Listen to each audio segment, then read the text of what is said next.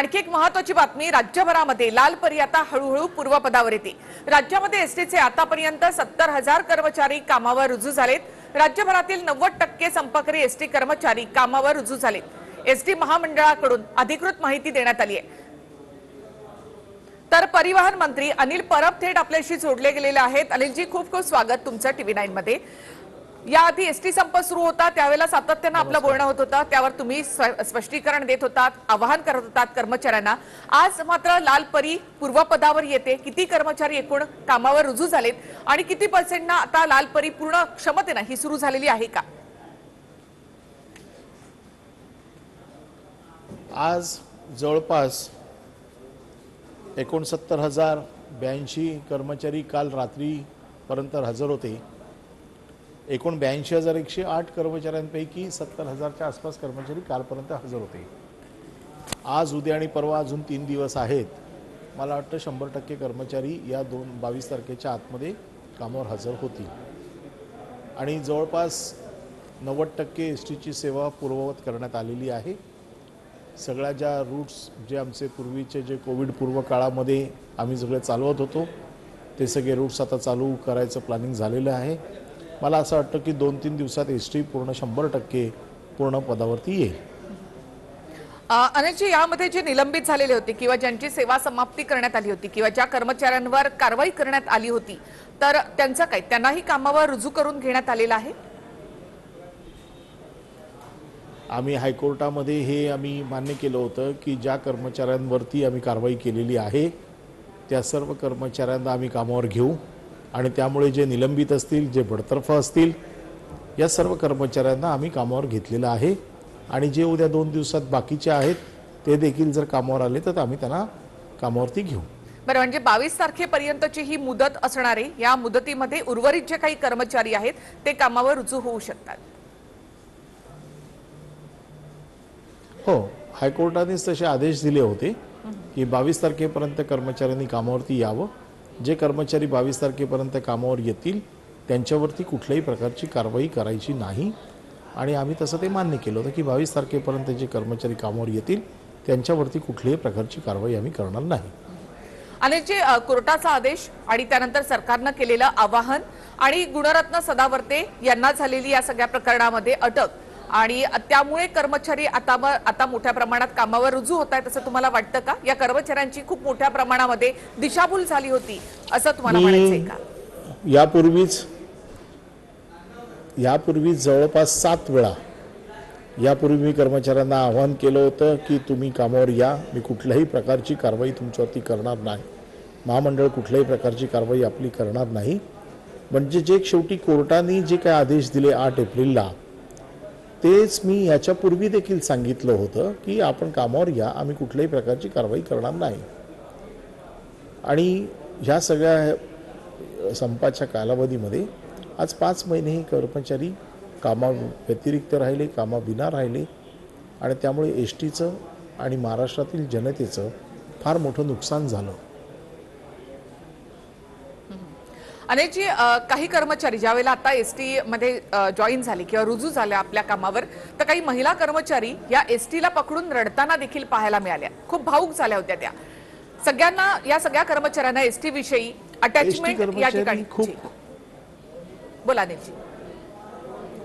एसटीचे कर्मचारी यांच्याबद्दल हा काही वादच नाही। शेवटी ती त्यांची रोजीरोटी आहे, त्यांची जननी आहे, महाराष्ट्राची जननी आहे आणि त्याबद्दल त्यांचं साहजिक वर्षानुवर्षाचं नातं आहे। त्यामुळे असं नात्यापासून दुरावलेला माणूस परत ज्या वेळेला एकत्र येतो त्यावेळेला तो साहजिक भावनिक होतो।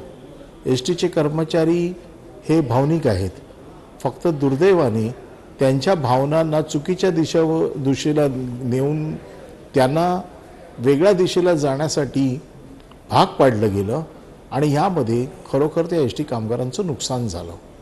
आम्ही सुरुवातीपासून सांगत होतो की आम्ही कुठल्याही परिस्थितीमध्ये टेबलवरती बसून चर्चा करायला तयार आहोत, कामगारांचे प्रश्न समजून ते सोडवून घेण्यासाठी तयार आहोत, परंतु चुकीच्या मागणीसाठी, चुकीच्या मार्गाने या भावनिक एसटीच्या कर्मचाऱ्यांच्या भावनेशी खेळून त्यांना वेगवेगळी स्वप्न दाखवून त्यांना विलीनीकरणाचं आश्वासन देऊन त्यांच्याकडनं पैसे उकळून या सगळ्या गोष्टी गेल्या 5 महिन्यात ज्या घडल्या या दुर्दैवी आहेत, त्या हळूहळू आता बाहेर येत आहेत.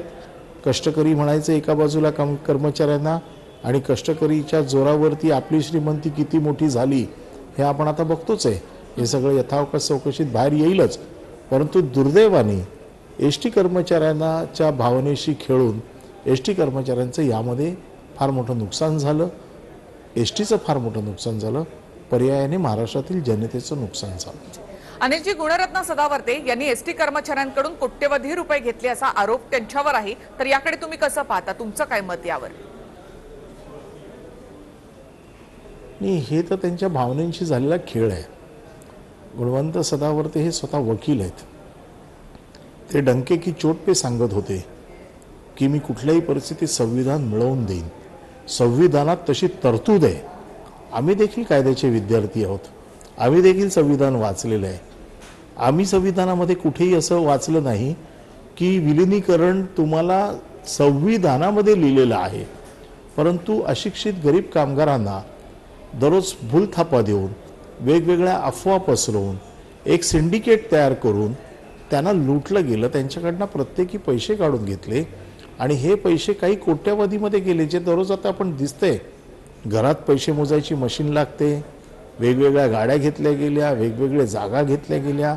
या सगळ्या गोष्टी कामगारांच्या जीवावरती झाल्या आणि बिचाऱ्या कामगारांना 5 महिने पगार नाही आणि त्यांच्या खिशात हात घालून पैसे काढून घ्यायचे आणि ह्या पैशाच्या जोरावरती स्वतः मजा मारायची. अशा प्रकारचं काम गेल्या 5 महिन्यामध्ये हे झालं. दुर्दैव आहे. कामगारांना या गोष्टी समजायला वेळ लागला. त्रिसदस्य समितीने आपला अहवाल दिला, ज्याच्यामध्ये विलिनीकरण शक्य नाही हे सांगितलं. दुर्दैवाने ह्या लढाईत कामगारांच्या पदरात काही पडलं नाही. खरं म्हणजे कामगारांनी चुकीच्या दिशेचं नेतृत्व स्वीकारलं. इथेच फार मोठी गफलत झाली. अनिलजी, आता सत्य कर्मचाऱ्यांच्या समोर येतंय असं तुम्हाला वाटतं का? मी पहिल्या दिवसापासून मी एका वाक्यावरती अतिशय ठाम होतो आणि मी पहिल्या दिवसापासून माझ्या कधीही वाक्यामध्ये बदल केलेला नाही. आम्ही पहिल्या दिवसापासून सांगत होतो की आम्ही कर्मचाऱ्यांच्या बाबतीत आमची सहानुभूती आहे. कर्मचाऱ्यांना चांगले पगार मिळाले पाहिजे. त्यांच्या बेसिक 3 मागण्या ज्या होत्या की आम्हाला पगार चांगले मिळाले पाहिजेत, आम्हाला पगाराची शाश्वती मिळाली पाहिजे आणि आमच्या नोकऱ्या गेल्या नाही पाहिजेत. आम्ही जे पगार वाढवून दिले ते बेसिकमध्ये पहिले पगार वाढवून दिले. त्याच्यामुळे पहिल्या स्टेपला त्यांना जो बाहेरच्या राज्यांमध्ये पगार आहे त्याच्यापेक्षा काही राज्यांपेक्षा चांगला पगार मिळाला. 5,000 रुपये आम्ही पहिल्या टप्प्यात वाढवून दिले. ज्यांची सर्व्हिस 1 ते 10 वर्ष होती त्यांना 5,000 रुपये दिले. 10 ते 20 वर्ष होती त्यांना 4,000 रुपये दिले.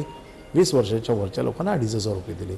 आणि मी एवढं पण सांगितलं होतं की आपण आमच्याशी चर्चा करायला बसा, मग पुढे काय करायचं ते आपण त्याच्या बाबतीत ठरवू. त्या अगोदर मागच्या करारामधल्या ज्या काही तरतुदी होत्या, ज्या शासकीय नियमाप्रमाणे आम्हाला द्याव्या लागतात, त्या सगळ्या त्यांच्या दिल्या होत्या. म्हणजे असंही कुठेही नाही की मागचं सगळं राहिलं आहे आणि पुढचं बोलतोय. मागचे त्यांच्या करारामधले जे मुद्दे होते, म्हणजे त्यांना शासकीय नियमाप्रमाणे शासनाला जसा घरभाडे भत्ता मिळतो तसा घरभाडे भत्ता त्यांना शासनाच्या नियमाप्रमाणे केला. त्यांचा DA शासनाप्रमाणे द्यावा लागतो, तो DA आम्ही शासनाप्रमाणे दिला. त्यांचा इन्क्रिमेंटचा रेट जो शासनाप्रमाणे होता तो इन्क्रिमेंटचा रेट आम्ही शासनाप्रमाणे केला.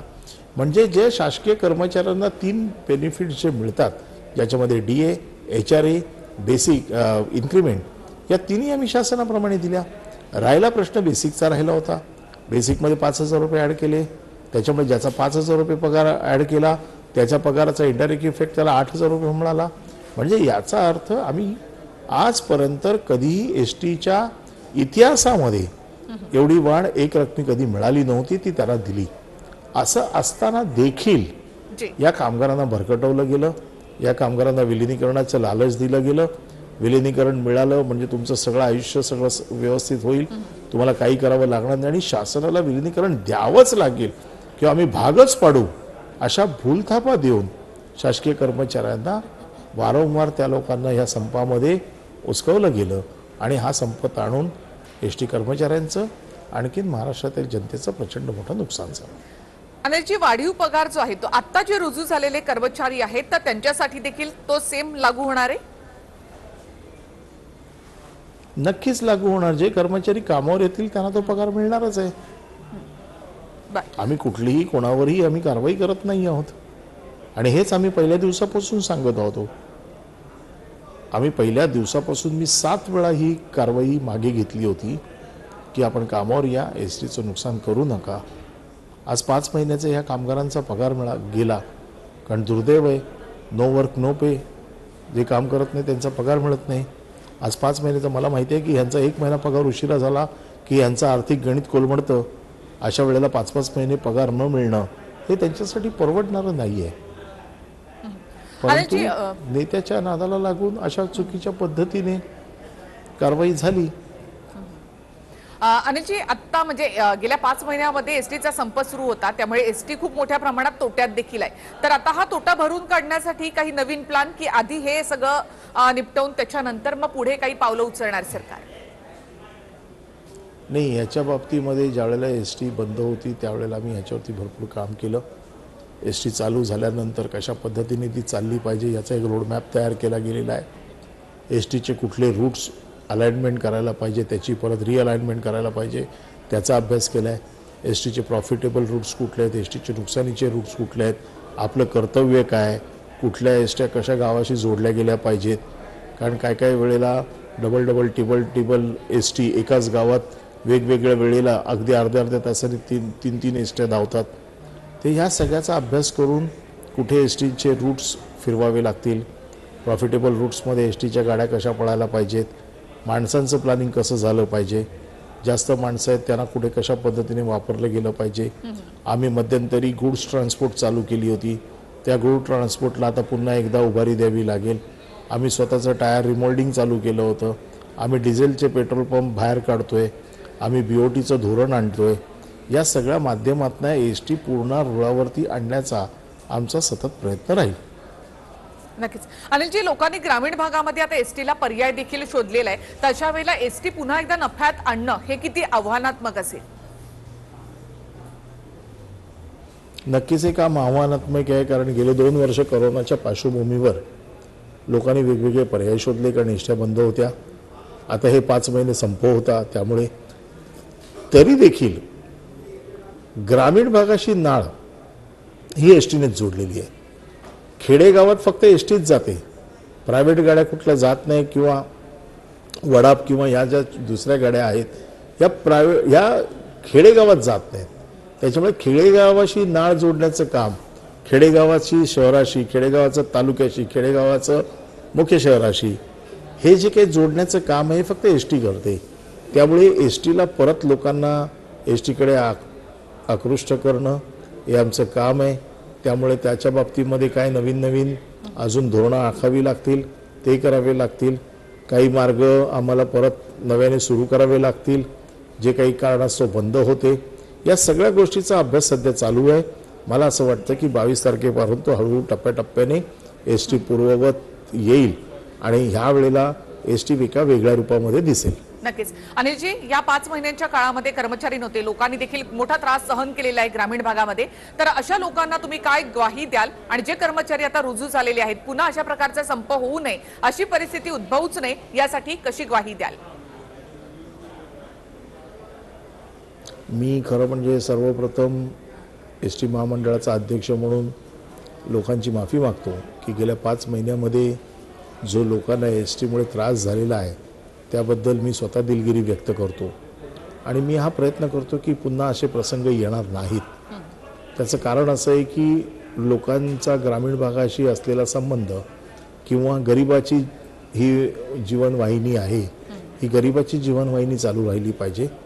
जरी त्याच्याकडे पर्याय उपलब्ध असले तरी आम्हाला एस टी याच्या संपाच्या काळामध्ये ह्या बातम्या येत होत्या की आम्हाला दुप्पट पैसे द्यावे लागतात, आम्हाला काही ठिकाणी तिप्पट पैसे द्यावे लागतात. त्याच्यामुळे नाहक हा त्रास सहन करावा लागला.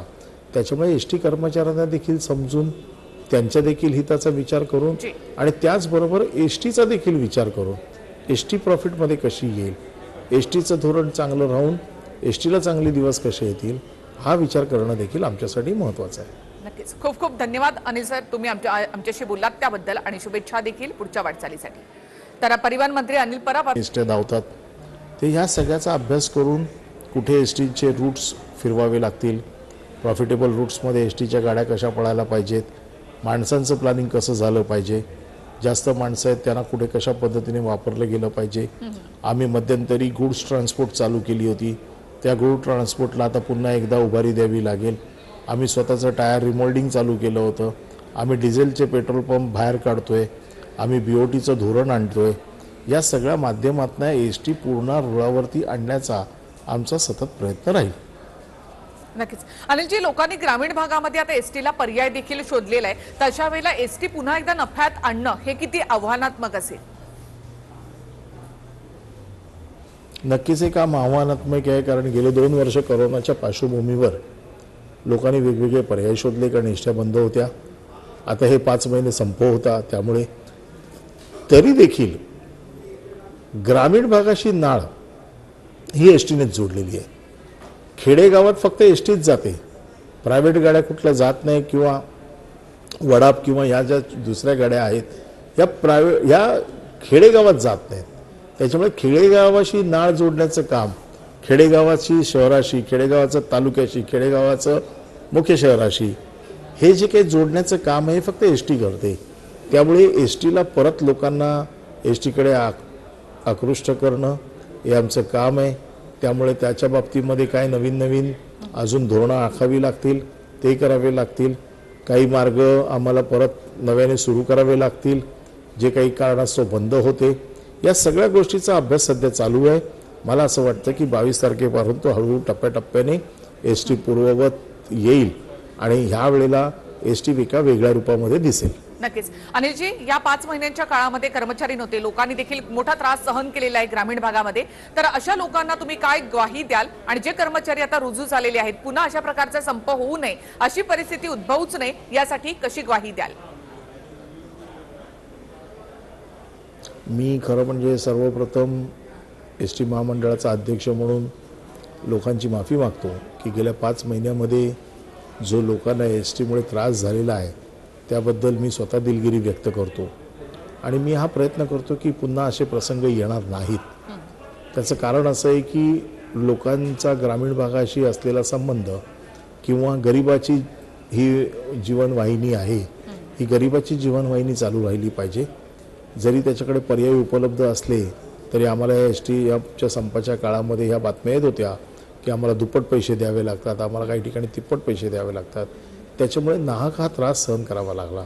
त्याच्यामुळे एसटी कर्मचाऱ्यांना देखील समजून त्यांच्या देखील हिताचा विचार करून आणि त्याचबरोबर एसटीचा देखील विचार करून एसटी प्रॉफिटमध्ये कशी येईल, एसटीचं धोरण चांगलं राहून एसटीला चांगले दिवस कसे येतील हा विचार करणं देखील आमच्यासाठी महत्त्वाचं आहे. नक्कीच. खूप खूप धन्यवाद अनिल सर, तुम्ही आमच्याशी बोललात त्याबद्दल, आणि शुभेच्छा देखील पुढच्या वाटचालीसाठी. तर परिवहन मंत्री अनिल परब आपल्याशी या ठिकाणी बोलत होते. आणि एसटी आता पूर्वपदावर येते, लालपरी आता पूर्वपदावर पूर्ण क्षमतेनं सुरू होते असं त्यांनी म्हटलं. 2-3 दिवसामध्ये 100% एसटी सुरू होतील असा विश्वास देखील त्यांनी इथे व्यक्त केलेला आहे. आतापर्यंत बरेचसे कर्मचारी कामावर रुजू झालेले आहेत. जे रुजू झाले नाहीत ते पुढच्या 2 दिवसामध्ये रुजू होतील आणि 100% क्षमतेनं लालपरी पूर्ण क्षमतेनं सुरू होईल अशी ग्वाही त्यांनी या ठिकाणी दिली आहे.